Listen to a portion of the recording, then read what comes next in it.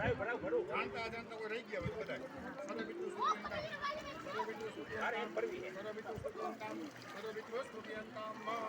બાળા ભોળા ગઢિયા વગર જીવન બાળા ભોળા ગઢિયા વગર જીવન નહીં તો ઉતાર દો એમ આ તો વધારે લાગુ પડતા હોય ક્યાંક લાગુ પડતા હોય હાથ પેટીમાં